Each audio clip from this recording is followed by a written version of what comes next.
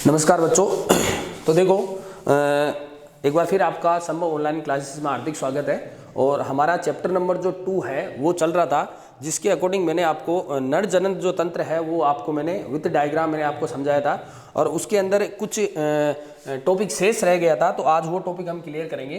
तो देखो हमारा जो टॉपिक चल रहा था वो चल रहा था नर जनन तंत्र, मेल रिप्रोडक्टिव सिस्टम। देखो मैंने आपको इसके अंदर जो प्राथमिक जननांग है वृषण, उसके बारे में काफ़ी कुछ मैं आपको बता दिया। और उसके बाद में हम उसके सहायक जो अंग है नर जनन तंत्र के अंदर हमने उसको 2 भागों में बांटा था, प्राथमिक और द्वितीयक अंग। तो प्राथमिक अंगों के अंदर उसका जो महत्वपूर्ण अंग है जिसके द्वारा युग्मकों का निर्माण होता है अर्थात शुक्राणुओं का निर्माण होता है, तो उस संरचना को हम बोलते हैं टेस्टिज या वृषण। तो उसके बारे में मैंने आपको बता दिया था और वहाँ से हमने जो शुक्राणु है उसका निर्माण भी कर दिया। अब उसके बाद में जो द्वितीयक अंग है उसके अंदर जो हमारी शुक्रवाहिनी थी वो मैंने आपको समझा दी थी। और अब हम जो पढ़ने जा रहे हैं वो पढ़ रहे हैं सहायक ग्रंथियाँ। तो देखो नर जनन तंत्र के अंदर जो सहायक ग्रंथियाँ भाग लेती है, देखो मैंने आपको इस तरीके से डायग्राम बनाया था कि इस तरीके से जो है जो शुक्रवाहिनी है वो वृषण से निकल के आ रही है। जैसे ये वृषण है, यहाँ से निकल के इस वृषण से निकल के ये जो शुक्रवाहिनी आ रही है, ये शुक्रवाहिनी फिर बाद में किस में प्रवेश करती है आपने देखा होगा। यहाँ पे हमारा था गोल ब्लैडर, अर्थात जो मूत्रा से है वो मूत्रा से भी इसी के अंदर ओपनिंग हो रही थी। और उसके अलावा यहाँ पे इस तरीके की संरचना थी जिसको हमने शुक्राशय बोला था। और शुक्राशय के बाद में देखो इस तरीके से यहाँ पे दो लोब के अंदर बटी हुई ग्रंथि होती है जिसको हम प्रोस्टेट ग्रंथि बोलते हैं। और इस तरीके से यहाँ पे एक ग्रंथि और होती है जिसको हमने काउपर ग्लैंड बोला था। और ये इस तरीके से आगे की संरचना थी और ये फिर आगे जाके किसमें खुलती है, जो पेनिस है उसके अंदर खुलती है। तो देखो यहाँ पे ये वाली जो संरचना है, ये वाली संरचना है, इसको हम बोलते हैं शुक्राशय या सेमाइनल वेसिकल। तो इसके बारे में मैं आपको कुछ बता रहा था। तो देखो बहुत ही ज़्यादा इंपॉर्टेंट है, कई बार पूछ लिया जाता है कि जो सहायक अंग है या फिर जो ग्रंथि है, क्योंकि ये जो शुक्राशय है इसको भी हम एक प्रकार से ग्रंथि में लेंगे। ये भी एक प्रकार की क्या है, ग्रंथि है, ध्यान रखना। तो ये जो शुक्राशय जो ग्रंथि है या इसको हम अंग भी कह सकते हैं हमारे नर जनन तंत्र का। तो इसका काम क्या है, देखो क्या होता है कि आपने देखा होगा कि जो वृषण है उन वृषणों के द्वारा शुक्राणु का निर्माण हो चुका था। ओके, शुक्राणु बनने के बाद में आपने देखा होगा कि इसका प्रथम जो पोषण है, प्रथम पोषण शुक्राणुओं का जो प्रथम पोषण होता है वो किसमें होता है, अधिवृषण में, एपिडिडाइमस में। ओके, उसके बाद में जो शुक्राणु है वो आगे की ओर गति करते हैं। देखो आगे की ओर गति करेंगे, गति करने के बाद में क्या होता है कि ये जो शुक्राशय वाला जो भाग होता है ये होता है शुक्राणुओं का संग्रहण केंद्र। ठीक है, संग्रह केंद्र। और संग्रह केंद्र किसका होता है, ये शुक्राणुओं का। तो क्या होता है, यहाँ पे आके जो शुक्राणु होते हैं वो क्या होते हैं, कलेक्ट हो जाते हैं, यहाँ पे संग्रहित हो जाते हैं। और संग्रहित होने के पीछे रीजन क्या होता है, क्योंकि शुक्राशय एक ऐसी ग्रंथि होती है जो क्या करती है कि सबसे पहले तो इन शुक्राणुओं को, क्योंकि यहाँ से इनको पोषण सबसे पहले किसने दिया था, अधिवृषण ने। तो यहाँ तक आने के लिए, यहाँ तक आने तक इनका जो पोषण है वो खत्म हो चुका है, इनकी मोटिलिटी है या गतिशीलता है वो खत्म हो चुकी है। तो सबसे पहली बात तो ये है कि जो शुक्राशय होता है वो द्वितीय बार यानी सेकंड टाइम इनको यहाँ पे क्या देता है, संग्रहित करके पोषण प्रदान करता है। ओके, पोषण प्रदान करने के बाद में आगे की जो संरचनाएं होती है बहुत ज़्यादा कंजस्टेड होती है, इसलिए उनकी जो मोटिलिटी होती है या फिर शुक्राणुओं की जो गतिशीलता होती है वो सूटेबल नहीं हो सकती इसके पोषण से। ठीक है, तो यहाँ पे क्या होता है कि इस शुक्राशय के द्वारा एक तरल पदार्थ का स्त्रवण किया जाता है, एक गाढ़ा पदार्थ, हम इसको फ्लूइड बोल सकते हैं, गाढ़ा पदार्थ ना, तो गाढ़ा तरल। ठीक है, और ये होता है दूधिया कलर का होता है ना, व्हाइट कलर इसका होता है। दूधिया कलर का एक गाढ़ा जो पदार्थ होता है वो यहाँ से स्त्रवित होता है शुक्राशय के द्वारा। और वो जो गाढ़ा पदार्थ होता है उसके अंदर जो शुक्राणु है वो क्या होते हैं, मिक्सड हो जाते हैं। मिक्सड होने के बाद में वो यहाँ से बाहर निकलते हैं। और ये वाली जो नलिका है अभी, ये अपन शुक्रवाहिनी कह सकते हैं, लेकिन यहाँ पे आगे जाके इसको हम एक नाम और देते हैं, स्क्लन नलिका। ओके, तो देखो जो शुक्राशय है वो एक गाढ़ा तरल पदार्थ जो है वो यहाँ से सिक्रेट करते हैं, स्त्रावित करते हैं। और ये जो गाढ़ा तरल पदार्थ है वो क्या करता है कि फिर बाद में जो वीर्य होता है, ओके, वीर्य जिसको हम सीमन बोलते हैं, तो वीर्य जो होता है उस वीर्य का कुछ भाग बनाता है। देखो वीर्य क्या होता है आगे पूरा क्लियर होगा, फिलहाल यहाँ पे ये देखो कि ये जो गाढ़ा तरल जो पदार्थ होता है वो वीर्य का लगभग 70% भाग, ओके, वीर्य का लगभग 70% भाग जो होता है वो कौन बनाता है? शुक्राशय के द्वारा बनाया जाता है, क्योंकि शुक्राशय के द्वारा ये जो है गाढ़ा पदार्थ है वो स्रावित होता है और ये जाके फिर बाद में क्या होता है, वीर्य का कुछ भाग या फिर 70% जो भाग है अधिकांश भाग बना लेता है। अब ये जो गाढ़ा तरल जो पदार्थ होगा, आपने देखा होगा कि स्विमिंग पूल होता है या पानी है, पानी के बिना हम तैर नहीं सकते। यदि किसी वस्तु को एक स्थान से दूसरे स्थान में पहुंचाना है तो या तो हवा का सहारा लेना पड़ता है या फिर किसी वस्तु का, किसी चीज का, या फिर हम ये कह सकते हैं पानी के जरिए जो वस्तु है वो एक स्थान से दूसरे स्थान पे जा सकती है। तो यहाँ पे क्या होता है, ये शुक्राणु जो होते हैं वो क्या होते हैं, गतिशील हो जाते हैं, मोटाइल हो जाते हैं, उस तरल पदार्थ के अंदर तैरते हुए आगे की ओर गति करते हैं। ओके, तो यहाँ पे आप समझ चुके होंगे कि इसको पोषण प्रदान करने के साथ साथ ये क्या करता है, उसको गतिशील बनाता है।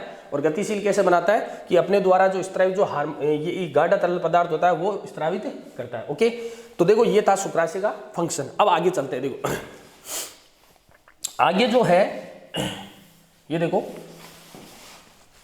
आगे मैं बताना चाह रहा हूं कि आगे ये जो है ये पदार्थ गाढ़ा तरल पदार्थ वित्त शुक्राणु। ओके, और ये यहां आगे की ओर ट्रांसफर हो जाएगा इस जगह। ओके, अब क्या होगा, आगे जाने के बाद में ये जो संरचना है ये वाली क्या होगी, मूत्राशय हो गया। ओके, और ये वाली जो संरचना है ये आपको दिख रही है, इसको हमने बोला था प्रोस्टेट ग्लैंड। ओके, तो ये वाली जो होती है वो होती है प्रोस्टेट ग्लैंड। तो अब देखो क्या होता है, देखो बेटा कि यहां पे इस जगह अभी ये जो गाढ़ा तरल पदार्थ विद स्पर्म, ओके, शुक्राणु या स्पर्म है। तो अब ये जो प्रोस्टेट ग्रंथि होती है ये भी एक प्रकार की महत्वपूर्ण ग्रंथि होती है, जो क्या करती है, जिस तरीके से शुक्राशय के द्वारा जो तरल पदार्थ स्रावित होता है उसी प्रकार का गाढ़ा जो तरल पदार्थ होता है वो इससे प्रोस्टेट ग्रंथि से स्रावित होता है। तो जिस प्रकार से ये था उसी प्रकार से क्या होता है, ये जो ग्रंथि होती है वो भी तरल पदार्थ का स्त्रावण करती है। ओके, जो प्रोस्टेट ग्रंथि है वो भी क्या करती है, तरल पदार्थ का स्त्रावण करती है।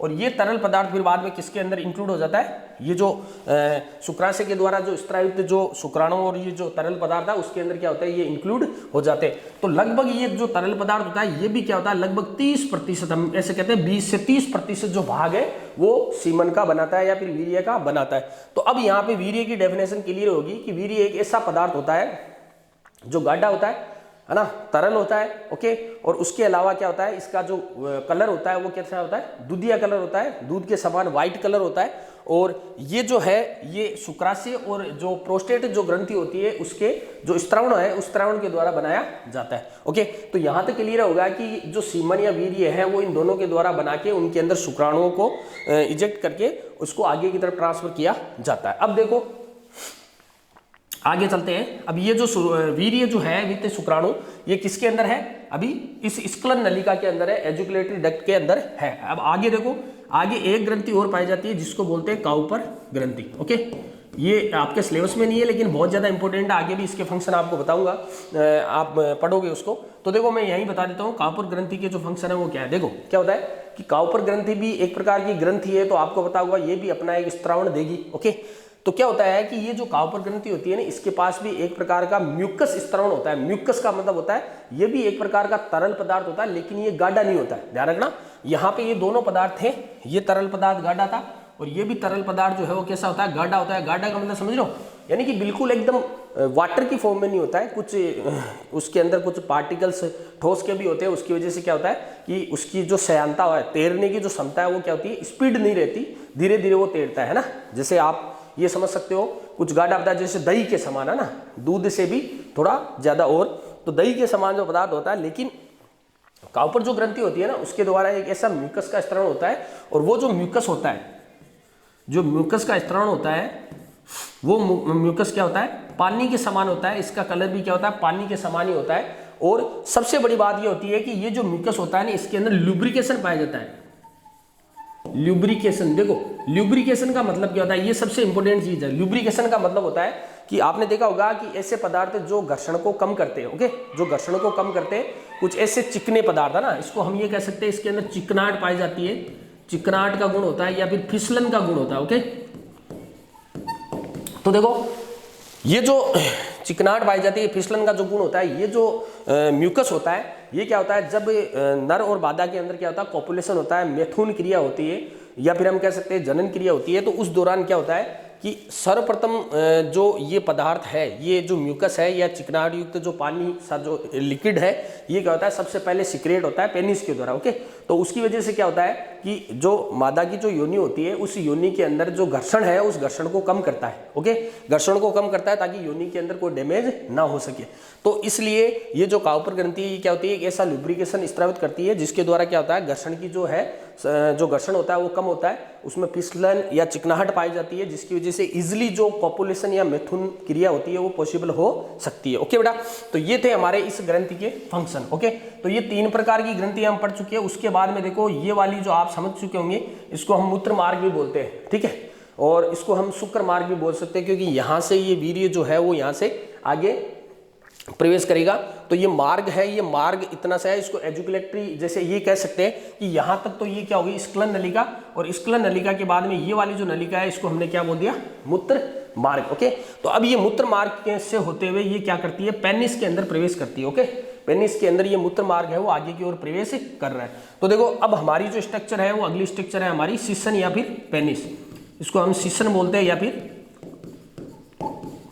पेनिस बोलते हैं। ओके, तो देखो बेटा इसका फंक्शन आप देख लो, बहुत इजी है। क्या होता है कि हमारे शरीर के अंदर पाए जाने वाला एक ऐसा अंग जो क्या होता है कि जिसके अंदर ब्लड नलिकाएं होती है, उसके अंदर जो ब्लड होता है बहुत ही ज्यादा स्पीड से प्रवेश करता है, और हम ये कह सकते हैं कि बिना हड्डी की एक ऐसी संरचना जो बहुत ज्यादा इरेक्टाइल होती है ना, एक बेलनाकार आकृति का ये शेप होता है, बेलनाकार आकृति की संरचना है। देखो ये जो संरचना है, जो सीसन है, वो एक बेलनाकार आकृति की संरचना होती है, और क्या होता है कि यही एक अंग होता है जो कहने का मतलब मैथुन क्रिया के अंदर काम में आता है। जो मैथुन क्रिया जो होती है वो इस पेनिस के द्वारा ही संभव होती है, क्योंकि ये जितना भी मटेरियल आपने पढ़ा है, जिसके अंदर आपने एक चीज समझी है कि जो सीमन होता है या फिर जो वीर्य होता है वो आगे की ओर ट्रांसफर होता है। अब जो ये वीर्य होता है, इस वीर्य को मादा की योनि के अंदर प्रविष्ट करना होता है, तो इसके लिए ये एक ऐसा अंग होता है जो बेलनाकार आकृति का होता है, और इसके अंदर कोई हड्डी की संरचना नहीं पाई जाती, लेकिन फिर भी वो हड्डी के समान वो क्या होता है, इरेक्टाइल होता है। तो ये जो पेनिस होता है, इसकी जो फंक्शन होता है वो होता है इरेक्टाइल। ओके, इरेक्टाइल होता है, और ये एक प्रकार का क्या होता है, मैथुनांग है ना, मैथुनांग हम इसको कह सकते हैं, या फिर कॉपुलेटरी ऑर्गन कहते हैं इसको, है ना, कॉपुलेटरी ऑर्गन। ओके, अब देखो कॉपुलेटरी ऑर्गन है तो क्या होता है कि ये इसकी जो संरचना होती है वो इस तरीके से इस शेप में बनाई जाती है कि इजिली जो मादा की जो योनि होती है उसके अंदर ये प्रविष्ट कर सके।